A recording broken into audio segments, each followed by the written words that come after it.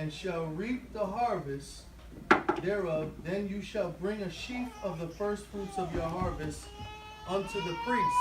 So first fruits, we see that there's, look at the instructions that's given in verse 10.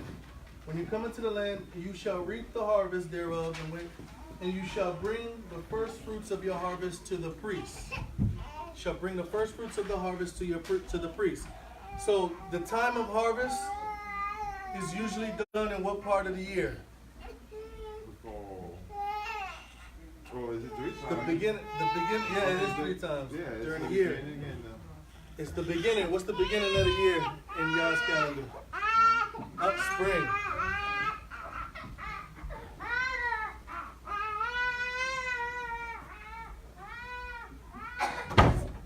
Spring, busy, breezy. Come sit down and focus on what you're doing. What is the fruit?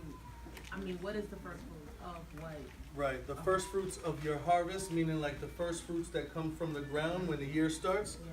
After winter, spring comes in. So when all the cold is all done away with, the first thing that comes out of the ground, which is usually grain or type of grain like barley and spelt and more ancient hard grains, usually come up first. So when it grows, they usually cut that part and they bring it to the priest to wave it before Yah and say, you know, bless us that our harvest continuing forward, that our harvest will be good continuing forward. Once they ask for the blessings, then what do they do with the harvest? Once they ask for the blessing, then they harvest it themselves. Then they receive it from the harvest. So there's a symbolic representation there because. Do they discard it? That's what I'm trying. Oh no. Oh, okay. The first fruits is just the first part. So they cut it, they bring it to the priest, and the priest offers it to Yah, thanking him for the harvest and also asking for a blessing for the harvest to continue. The rest of the harvest they take into their storehouse. It's their food, is the way that they live. Give it to the priest and that's it. Like they pray over it for the more harvest. Exactly, and then they give it to the priest. When we look symbolically, we have our high priest is the Messiah. So the Messiah is our high priest. We offer him the best of what we have, of our growth, of our time, of our strength. It's kind of like we're giving him the best of us. We're not using our energy to do all this other stuff and then coming to him like, all right, let me give this time to him. Like, no, we give him the time, the best part of the time, the best part of what we have in all things. In all things. I think sometimes when people stay caught up on items, they don't realize that they have more to offer than just items to him. Like he wants your attention, he wants your mind, he wants your, So we have the springtime. The springtime is the beginning of the year. So first fruits actually happens during the time, during the time of the first feast of the spring. So it's Passover unleavened bread time. And this Moedim is not necessarily a gathering. This is not a convocation day. This is an offering day. This is a day in which you bring the best that you have to the priest. And then the priest takes it over from there. You see? So sometimes people say Feast of First Fruits is one of the 7 feasts, but it's not really a feast in regards to a gathering. It's more like a feast in regards to an appointed, it's a special time. It's a special time that's supposed to be acknowledged. So it's not, No, I find it interesting, like in Matthew 27:52, the same time Yahusha was like raised, well, from the dead. Right. There were other people, like it says that it says, and the graves were open, and many bodies of the saints which slept arose. So this is the same time Yahusha arose. So it's like I see it as also he's presenting. It's like Yahusha is presenting not only himself, but the first fruits of the saints that like Abraham looked to his day and saw his day and rejoiced. So those people of old who were like put their faith in the promised land in the body of Yahusha. It's like I don't know how many people arose from the dead from that time on to now, from Abraham to now. I mean, to then, but it's like interesting that those people were like also like first fruits along there. Yeah, I tell you the truth, I actually agree with what you're saying. Yeah. because this is the exact time of the first fruits. Now, remind me to go back to Matthew 27 because I think that's one of the statements we were going to talk about. But remind me to go back to that because I think that that's actually correct. But let me show the details to show that that is correct.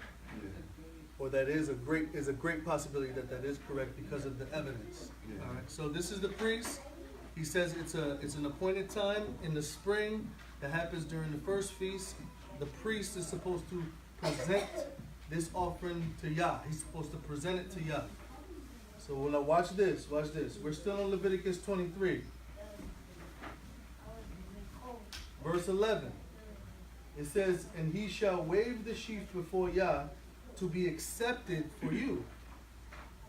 On the morrow after the Shabbat, the priest shall wave it. And you shall offer that day, when you wave the sheaf, as a lamb without blemish unto the first year for a burnt offering unto Yah." So we even see the element of the lamb being without blemish, also being gathered with this first fruits. Right? It's a part of the first fruit offering. The lamb without blemish and the first fruits of the harvest is collected together, offered to Yah together, to be accepted for us. To be accepted for us. That's a very important part. So this is very important for us to understand what we're supposed to meditate and think about when we come to this point in time. Because the point in time comes right after the Shabbat. What's the day after the Shabbat?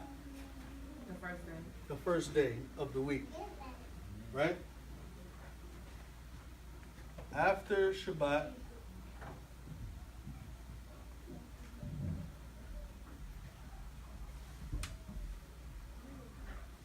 now, during unleavened bread, there's a holy convocation on the first day, and there's a holy convocation on the seventh day, and the first and the seventh day are both holy convocations. So what a lot of people do, just for clarification, a lot of people call these days Shabbats. So the instruction says, after the Shabbat, you need to wave the first sheaf. Now, if it was talking about one of these days, it'll be really confusing because it doesn't say which one of these Shabbats you're supposed to do it after. It doesn't say which one of these days you're supposed to do it after. Neither does it refer to any of these days in Leviticus 23 as Shabbats. The only Shabbat mentioned is the 7-day Shabbat until this time. Later on, it talks about Day of Atonement and things like that. But until this point of Leviticus 23, only Shabbat mentioned is the 7-day Sabbath in the very beginning of the chapter. Matter of fact, the first feast mentioned is the Sabbath. So it can't be after the Shabbat one of these days because it'll bring confusion. Nobody's going to know which one you're supposed to do it after. So it has to be the 7-day Sabbath because there's only one 7-day Sabbath. So after the Shabbat, on the first day of the week, right?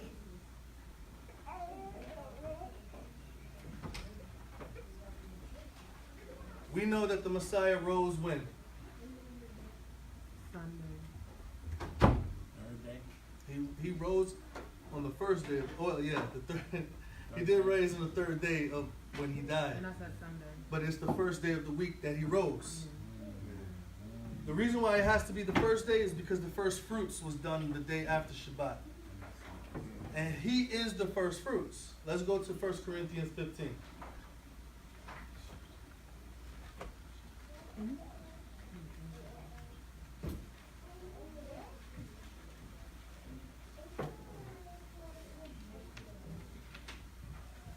First Corinthians 15 talks about the resurrection in verse 20, starting from verse 20.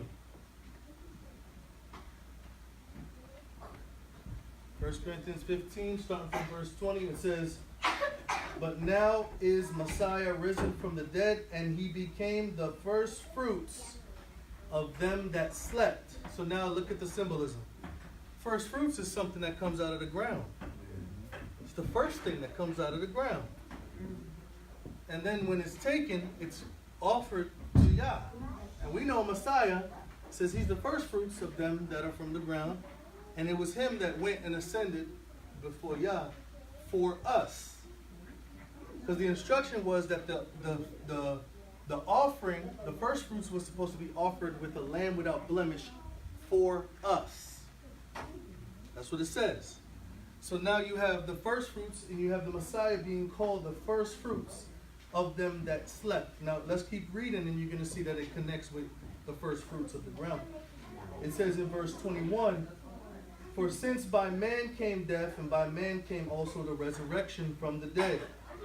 For as in Adam all die, even so in the Messiah shall all be made alive, but every man in his own order. The Messiah, the first fruits, and afterwards they that are at Messiah's coming. Meaning that at Messiah's coming, other fruit or other people will come from the ground. They will raise from the dead. So the first fruits coming out of the ground represents directly the resurrection. Resurrection is done on the first day. First fruits is done the day after the Shabbat. There's no way you can have Messiah raising before the first day or on the Shabbat, because it says that after Shabbat the first fruits was cut and offered. You see, so we're gonna get very specific. Second, we see that the Messiah is the first fruits of the resurrection, and that they at his coming, the second coming, there's also a resurrection. What does he call us in the work of salvation? When he says, he makes a statement, he says something about the harvest. The harvest is plentiful, the harvest is ripe, but the laborers are few. Who was he referring to? He's referring to the people. Right, so he called the people the harvest. And he said that the harvest is ready, but there's not a lot of people ready to prepare them to be brought in, to be gathered in. Right. So you're going to hear this language that's in Torah. You're going to keep hearing this throughout the whole scripture. And unless you understand the Torah and what it says, that's the only way you're going to understand why he's using first fruits, why he's using this language. Did he say they were ready, or he just meant that they were there, like they were many people? There were many, plentiful. Yeah, they were ready. People, right. But they weren't. But not everyone was willing to work and do the work. Basically. Exactly. Oh. Exactly. That's why he says the laborers are few. So he says send the laborers out, to go get them prepared. Because when they're prepared, what happens is that they gather them and then they get them ready to be brought into the barn of the owner. But was he was speaking more of the people of Yah working for him, like doing. Yes. Okay. He was showing two elements. Okay. He was showing people ready to receive from Yah, and then he was also recognizing that there wasn't a lot of people working for him. So he's like, look at all these people ready to receive and not a lot of people ready to give. You see? And that's why he says, pray that there'll be more laborers, more people to get them ready, more people to give the harvest what they need to be ready to be brought into the storehouse or the Father's barn. So, Charlie, yeah.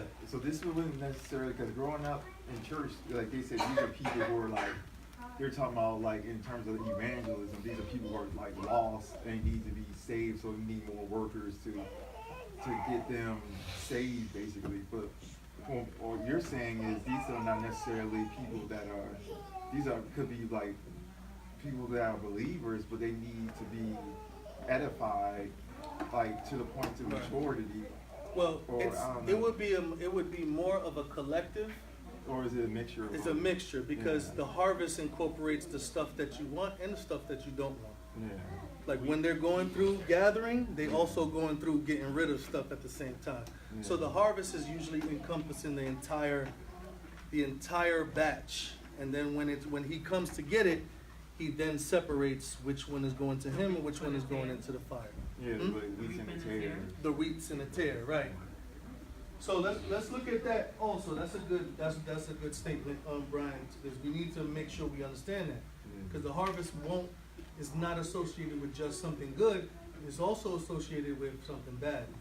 You know, even when you're picking out fruit, there's sometimes you're gonna pick out a fruit and it's not worthy of eating. It's either it's not matured enough and you have to put it away, or it's been destroyed by bugs or gophers or whatever. So that only happens during the harvest. When you're coming in harvesting, that's the only time you see the imperfected ones and the perfect ones at the same time. But let's look at Matthew chapter 13. That's a good thing too, because usually when I say harvest, I'm not really explaining that, and that's a good. It's not really speaking about the bad, but but that's a good to always remember to make sure everybody knows that when the harvest time comes, it's to separate the good ones from the bad harvest, the wheat from the tares, and the ones that bear fruit with the ones that don't bear fruit. So Matthew chapter 13, there's a few things in Matthew chapter 13 that brings us to the harvest, but we're not gonna focus on the first part, which is the sower. This is also very important too. But we're gonna look at the parable of the wheat and tares, like what Tara brought up in verse 24. So starting in verse 24, it says, another parable put forth, he said to them, the kingdom of heaven is like a man which sowed a good seed in a field. And while the men slept, the enemy came and sowed tares among the wheat and went his way. And when the blade was sprung up and brought forth fruit, then appeared the tares also. Now remember, what did we say? When does it spring up and bear forth fruit? In the beginning of the harvest, in the spring. So we see the same language. The same language is coming up. It says in verse 27, so the servants of the householder came and said to him, Sir, did not you sow good seed in the field? Where did the tares come from? Verse 28, he said to them, an enemy has done this. The servant said to him, do you want us to go and gather them up? And he said, no. Lest while you gather them up, when you gather up the tares, you root up the wheat with them. Let both of them grow together until the harvest. You see that? So the harvest has both in that time frame.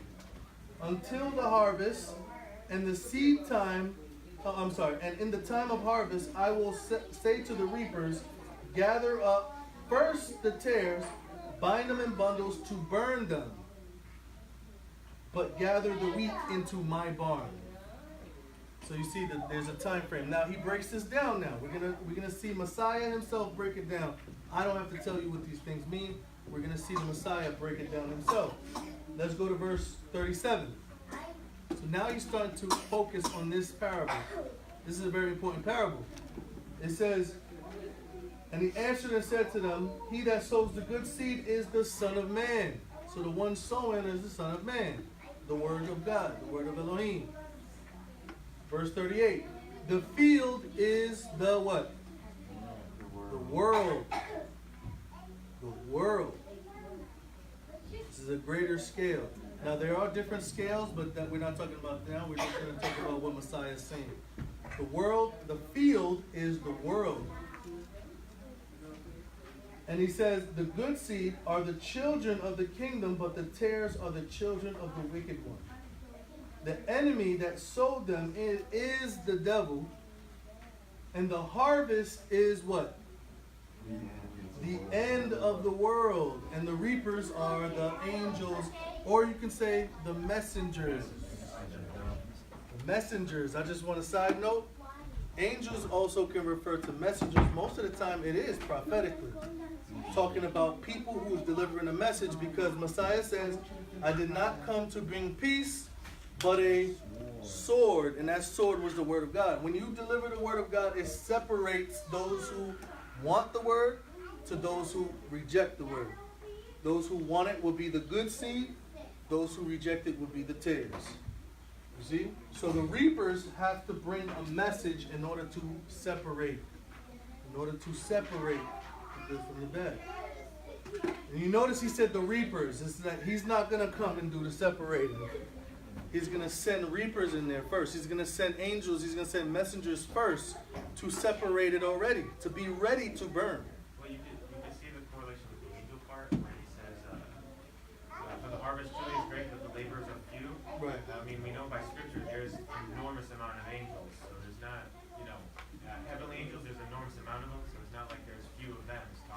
Exactly. It says that there's an innumerable, right, it says in the New Jerusalem there's an innumerable company of angels.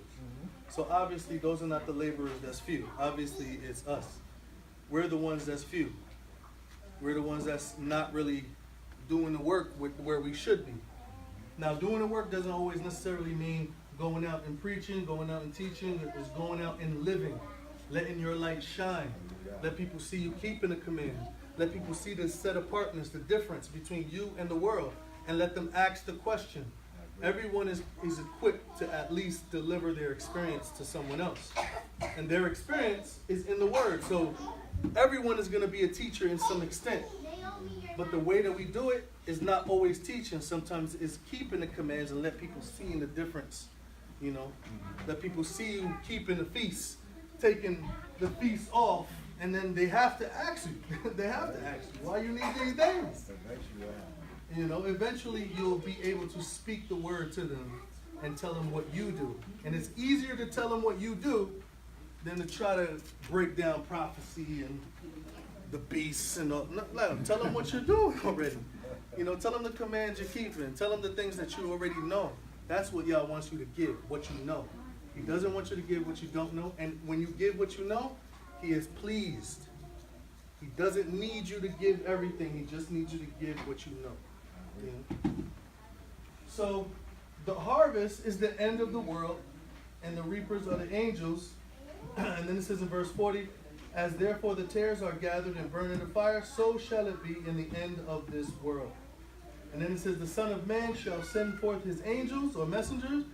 They shall gather out of his kingdom all things that offend and them which do iniquity, and shall cast them into the furnace of fire, and there shall be wailing and gnashing of teeth. Then it says, then shall the righteous shine forth as the sun in the kingdom of their Father. Who have ears to hear, let them hear. And let them hear. So, remember in 2 Corinthians chapter 2, the last verses of 2 Corinthians chapter 2, it says that when we come to people, we're a fragrance. And it says that we're a fragrance of life to those who receive it, and we're a fragrance of death to those who reject it. So when you come to somebody, unfortunately to those who reject it, you're giving them death. You're not offering them death, you're offering them life, but when they choose not to receive it, they are receiving condemnation, you know, in that situation. You know, it's not like you're giving them death like on purpose. You're offering them life, but by them rejecting it, they've actually chosen death by rejecting you. Messiah said to his disciples, he says, if they reject you, they're rejecting me. And it's not the person that they're rejecting, it's his message that they're rejecting. A lot of times it's the person too that's there. But you guys know. You wanted to say something? No, I know it was interesting that it was like, that's what Yahuah did with ancient Israel. He sent the prophets, right. And they rejected their warnings. Right. And finally judgment came on the children of Israel. Absolutely. He always sends a reaper. He always sends a reaper to reap. Let me see who's with me. Let me see who's not. Let me see who's going to accept. Let me see who's not. But let's go back. So now we understand the whole concept, and continuously talks about first fruits and harvest and all of. Now we see that the whole harvest idea is talking about redemption. It's talking about saving his people. That's the whole idea of harvest. First fruits, we just said in 1 Corinthians chapter 15, it said that the Messiah is the first fruits. And if he is the first fruits, then he's going to follow the pattern in the Torah. And he rose after the Shabbat on the first day. That's when the first fruits was waved. That's when the Messiah rose.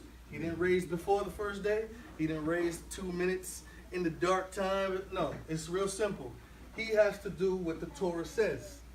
The Father always does what his word says. He's not going to change it up because of some type of situation. So, first fruits represents resurrection. What does that mean to us? What does that mean to us? Let's go to Romans chapter 6. We're going to look at a few things of how the first fruits connect with us, and then we're gonna close. How does the first fruits connect with us? How does his resurrection connect with us? Romans chapter 6. Oh, don't forget about Yasharal 27. Oh yes, thank you, thank you, thank you. Thank you.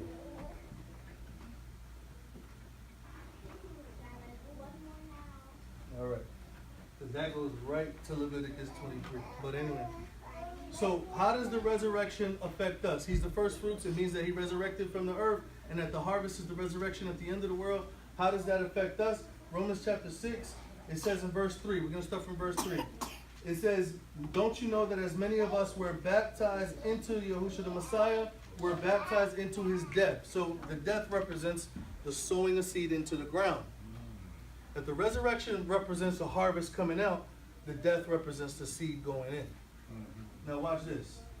It says that you are baptized or immersed into his death, into the sowing of death. It says, therefore, you are buried with him by baptism unto death, that like the Messiah was raised up from the dead by the glory of the Father, even so we should walk in the newness of life.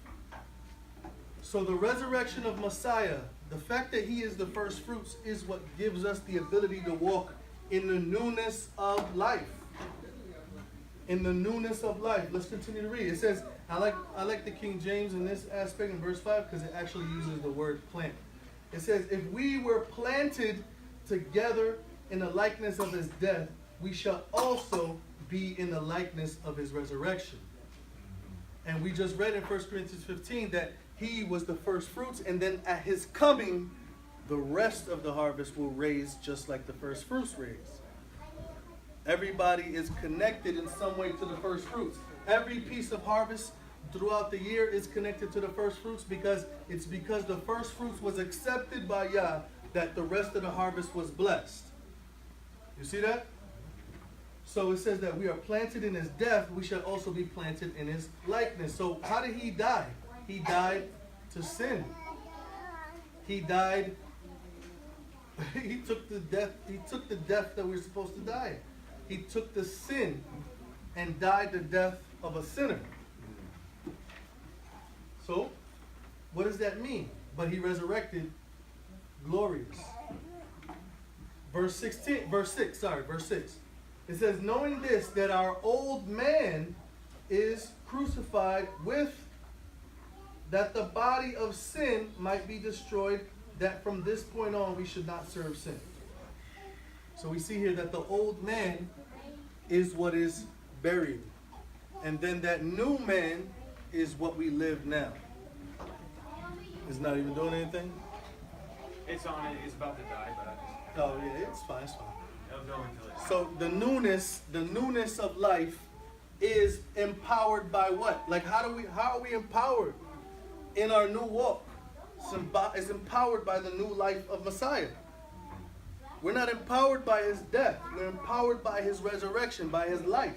His death reconciled us back to Yah. And then his life empowers us to live righteously.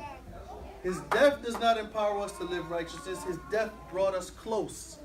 And now that we're close, he can give us the Ruach, or the Spirit, to live a certain way. Here's proof that we are connected to his first fruits. Here's a proof that we're connected to this particular idea of resurrection. Go to James chapter 1. I have something. Oh, yes, go ahead. You know what else I forgot to mention? Even though I mentioned part of it, but this here is spiritual food, and we are to, eat up the food, of course, and then live spiritually. Right. Right. It's like you're eating the spiritual seed, and then your life is supposed to bear the spiritual fruit. Like when you apply it, the seed. So we are to live in the spirit of God. Like, Yes. No, absolutely. That's the only. One of the main problems that we're hearing a lot of information sometimes, but there's no application. It's like I can hear it and I can see it over there, but you're not like what it's supposed to do for me. Like how am I supposed to connect myself to it? When people talk about the resurrection, it's no connection to your resurrection, no connection to your your newness of life, which we just read. There's no connection. Whenever there's a focus on the resurrection, it's like his resurrection is what he rose, he over there. But no, it says you are baptized into his death. Same death that he had is how you die. Because he died to sin, you died to sin. But he resurrected to life and power. You're now supposed to walk in life and power. Because he's the one giving it to you now. Because those were our sins he died for. Exactly. So we died with him. Exactly. He took away what we were. Right, yeah. No, absolutely, you're absolutely right. That's why I said the old man died with Messiah. So when you believe that he's your sacrifice, it's as if at that moment that you believe he's your sacrifice, he took the old man and he's dead.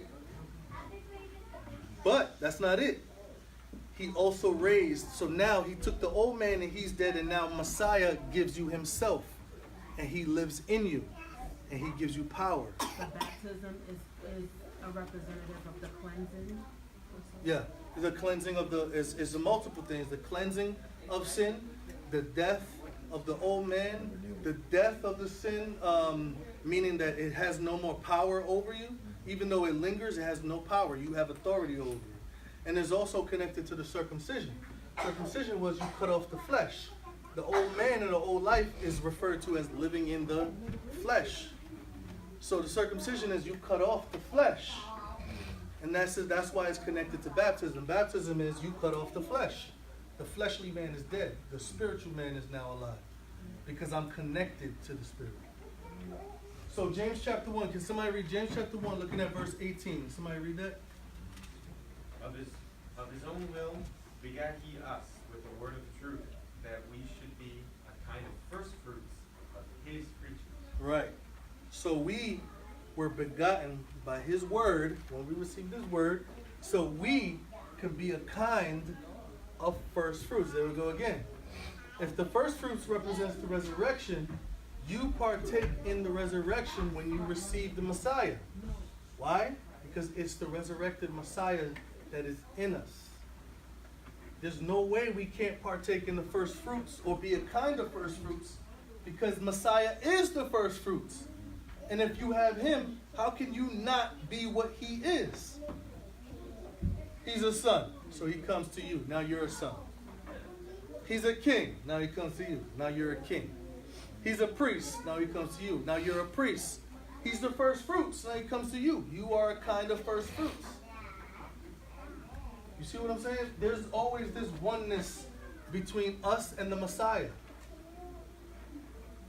When a lot of times we disconnect that and we let him be all the way over there and we're all the way over here. No, he wants to be close.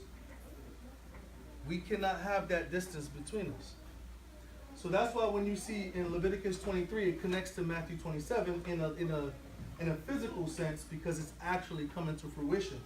Leviticus 23, I'm going to just read that verse again, and then we're going to go to Matthew 27.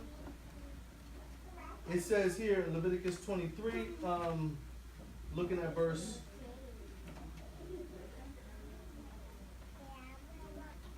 10, I'm going to read verse 10 to 12 so we can reiterate, and then we're going to close.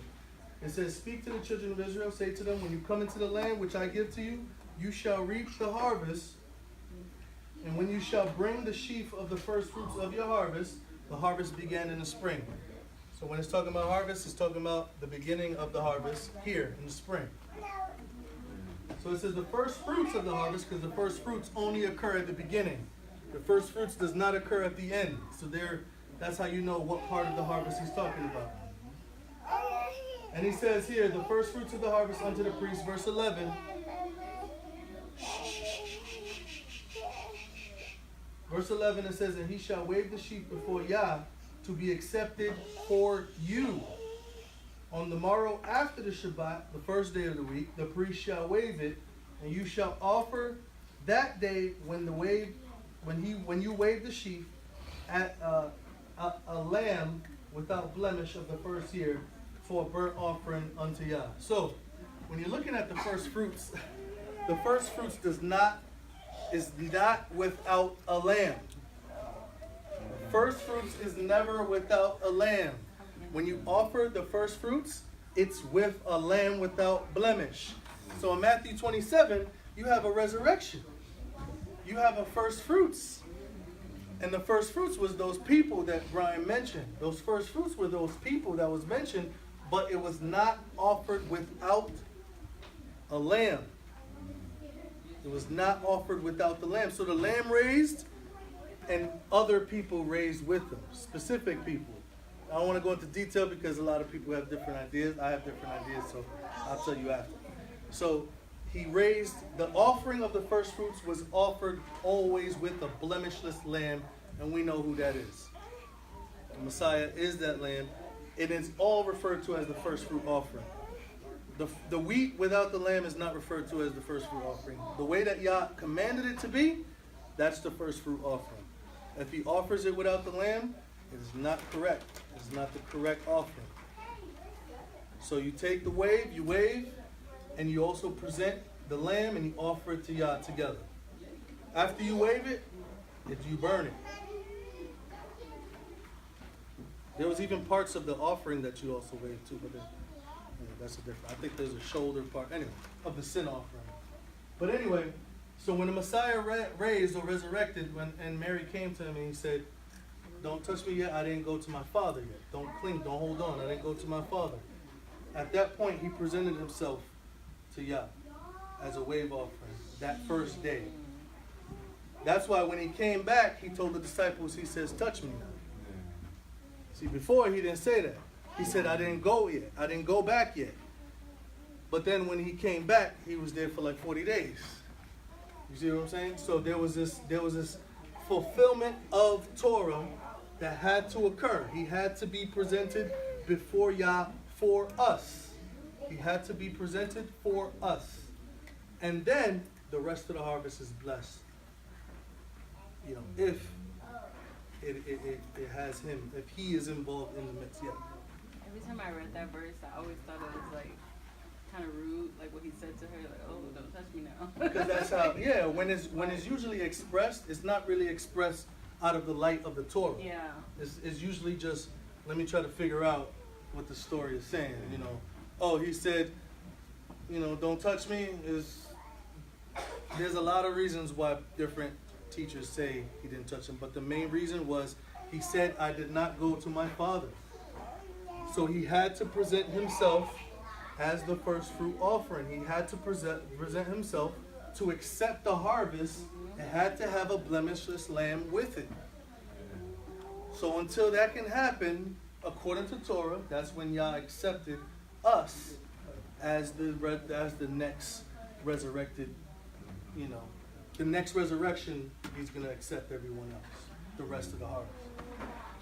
So, any questions? Yes. When you start counting. So we have another feast coming. Is that what you're thinking about the whole time looking at me? A little bit. All right. So Leviticus 23. There's also an importance in understanding this day too. Because it leads to the next, not the second, but the next feast. The next feast is called Shavuot. Shavuot is also referred to as Pentecost. The word Shavuot in Hebrew is weeks. Shavuot. Wait, how do you say sisters in Hebrew?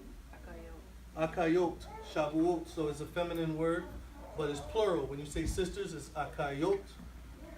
Shavuot. Plural. Weeks. Feast of Weeks. Now it says that the Feast of Weeks begins the count at a specific day. Leviticus 23, looking at verse 15.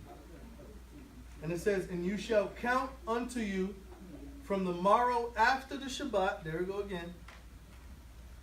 "You shall count for you the morrow after the Shabbat, from the day that you brought the sheaf of the wave offering, 7 Shabbats shall be complete." 7 Shabbats mean that you count after the 7th one, you begin 1 to 7, 1 to 7, 1 to 7, 7 times. That's 49 days. My slipper I fell off. was afraid that you was gonna fall. Huh? I've been thinking about that the whole time. I have more when I'm holding. I probably would have fell if I wasn't. So it says 7 Shabbats shall be complete, and then the day after the 7th Shabbat, which is the first day of the week again, you shall number 50 days, or you would have numbered 50 days. And it says, and you shall offer a new offering unto Yah. So when we get to Pentecost, it's 50 days, beginning the count on the first fruits. So the day that he resurrected is day 1, which is the day after Shabbat on the first fruits. You count 7 weeks, 7 Shabbats. You have 49 days, and then the day after the 7th Shabbat, you have the 50th day. The Messiah, he was with the disciples for 40 days, and then he told the disciples to wait in Jerusalem for 10 days, and on the 50th day, he poured the Ruach, or the Spirit, onto his disciples. So, the count to Pentecost is on this day. That's another importance of this day. Any other? Am I missing something? Tell me. What? Tell me, what am I missing? So when exactly does it start in the time period? For us, According to the Old Testament, not using the New Testament. according to the Old Testament, it starts the first month during the spring, during the first feast of unleavened bread, the day after the Shabbat during unleavened bread. That's when it starts. So it's the first fruits is the day after the Shabbat that occurs during the feast of unleavened bread. Oh, so that's gonna be tomorrow. You got a Well, verse for Saturday, that? this Shabbat coming up. Huh? You got a verse for that? Right. So we start counting Sunday, and then 50 days. Do you have a verse for it? Bring it, bring it, So bring Sunday it, would bring be day it. 1. Yeah, What I'm verse? just trying to make sure that the difference, because some people count the first day of unleavened bread as a Sabbath, Right, which then that's when they say, oh, that's when the count begins. right. After that day, which sometimes can land on a Monday. Right. So when people say, here's how to do it. You're going to hear a lot of different people. They say that the first fruits land on the 16th of the month. But we didn't read that in Scripture. It says the day after Shabbat. On unleavened bread, there's 2 days that they say are Shabbats. But he doesn't say, he just says the day after Shabbat. So if it was one of these days, it would be confusing because there's 2 of them, and he doesn't tell you which one to do it after. So it has to be the 1 7-day Shabbat that he's talking about when he says the day after Shabbat. This is when the first fruits start, and this is when you start the count, the day after Shabbat. So for this time, the count would be Sunday. It would be Sunday. So, You wouldn't count from the first Sunday. You wouldn't count from the first That one was because the first day of unleavened bread. the first day of unleavened bread actually started on Sunday. So it would be the next Sunday coming. so then, once the 50 days are up, that's when the first fruits begin? Or does it begin on Sunday? The first fruits begin in first fruits. That's when the first fruit The first starts. fruit begins on the first fruit. I'm sorry. First fruits begin on Sunday, or the harvest begins on Sunday. And it lasts for 50 days. The first harvest lasts for 50 days, and then there's also another harvest. So the first harvest is the wheat harvest, and then there's a harvest of olives. What is it? Olives, corn, Corn. and what else? It's corn and Grapes. Grapes. grape. Yeah. Yeah, the fruit. So it's wine, olives, and it's wine and olives for the fall, and then there's wheat, all the different kinds of wheat in the spring. So you have barley, wheat, spelt, all of that stuff. What scriptures is that to show us what is grown in that time frame for the first fruits? Well, there's different I know verses. Barley is one of them, but barley. I think there's different verses. Is it in Leviticus?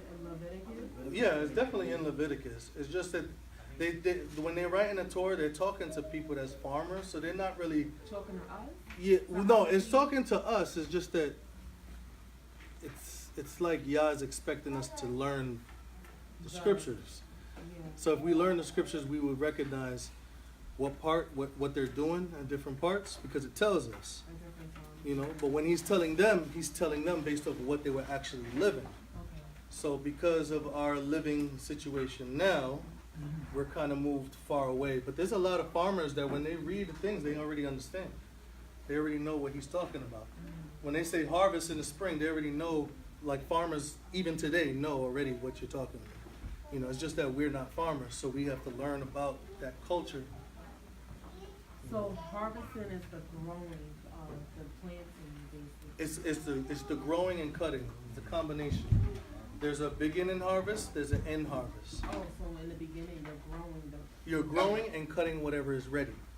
So whatever is ready, you're cutting throughout the year. But at the end of the year, you're ending all your cutting. This is the end. There's no more cutting after the fall. So after the fall, there's no more harvesting. No. Yeah. Wouldn't that ruin 3 days and 3 nights, understand? Don't laugh. This is gonna happen. The 3 days and 3 nights understanding. This right here, the first fruits, it wouldn't technically, because most people believe he rose on the first day. Well, not really the first day, but there's a whole bunch of different views. This would eliminate the idea that he did not raise on the first day, that he rose before the first day. It would destroy that idea. Because he has to go in line with what Yah said. The Messiah never did anything outside of what Yah said. You know? So it would say that he had to raise on the first day of the week. Because the first fruits was raised after the Shabbat. That has to be day. Has to be the third day. Any other questions? So that makes Pentecost always land on Sunday. Yeah, Pentecost always lands on the first day. Because the first fruits is the first day all the time. So the first fruits is always the first day, 50 days after that, and then the day 7 Shabbats after that, and then the day after the 7th Shabbat will always be the first day of the week. Real simple. So you start counting. You were saying you start counting the Shabbat after first fruits. The Shabbat during the day after Shabbat during unleavened bread. Because there's only one Shabbat in the Feast of Unleavened Bread. Right. Our Shabbat lands at the last day. Some people get confused and say the first and the last day, those are also holy convocations. Right. So they go, oh, let's start with those. Yeah, so many people start after the first day of unleavened bread, but when you get to Pentecost, well, you won't get to the day after Shabbat. You'll get to the day after what people will say, the day after the 7th week. You know, is a general statement, but it'll land whatever day of the week because they started it during whatever day of the first, whatever day of the week. But the scripture is real simple. After Shabbat, first day, 7th Shabbat, the day after the 7th Shabbat, first day, it's the same. It's correlated together. Any other questions? There's no stupid question. None. All right, so let's say a word of prayer.